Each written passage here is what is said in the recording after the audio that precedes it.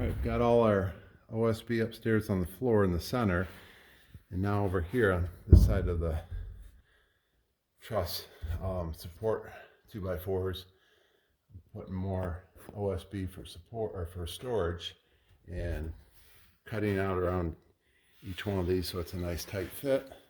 Today we're cutting notches on the OSB to go around the truss 2x4s, make a nice tight fit. We just put the square there, and then we draw the line, flip it around, so we do it on both sides.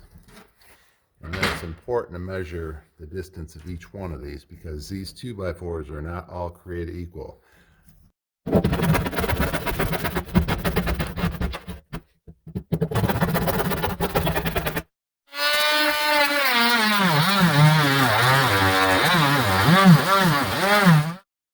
This is just two 2x4s screwed together. This one's at an angle, and this is just designed so it will catch on the OSB.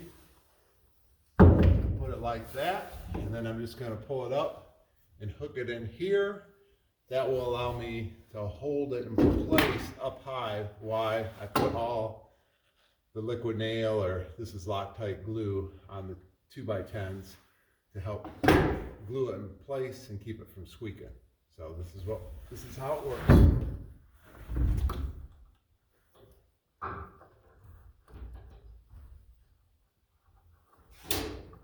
And just twist the wire around, and then it's out of the way.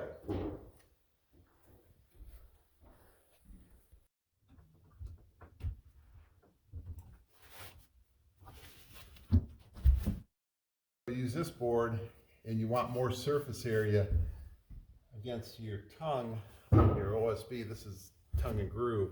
You don't want to break the tongue off, so that's why you use a long surface area. If you just use something like that, you're liable to crush it. So, hopes to get it tight. You can put a nail on that end, so maybe it doesn't pivot, but I want to make sure this end is tight.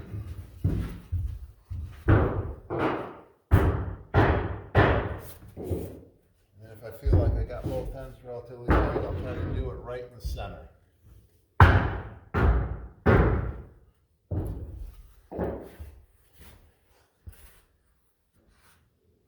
Yep, all looks good. Go ahead and nail it down. To get way back in there, there's no room hardly to get in there to drive it this way.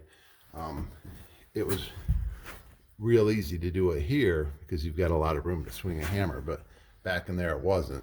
So I took this board here and screwed it to this one, and I used a lot of surface area because I didn't want to break this tongue off on the OSB. And if you just put a little area, it's liable to snap that. So the longer surface area, the less likely you are to break it off. But I couldn't make it any wider than would fit between the trusses. So this is 14 inches because this is just a little bit more than 14 inches. Then down here, I screwed these boards on it from the bottom. So then when I slide this in here, it catches on the edge. And then what you do is you stand on your OSB, so as you drive it in, your weight will hold it as it's been driven tight. So you just hit that with a hammer, and it'll drive this nice and tight for you. The truss is running this way. These are the rafters. Underneath, there's boards that are running this way, the floor joists. So you might not know where to nail it, so before I put the sheet down, I put a mark here, and then I'm putting this board right tight against it. So I know where I put my nails in will be right here. As you go down here, I did the same thing. And this is the floor joist that is not running this way, it's running this way. So I did the same thing, I put a mark there. So all I have to do is follow this board, and I know exactly where joist is underneath just by following the board. So you could put a chalk line, you could do a number of things. It's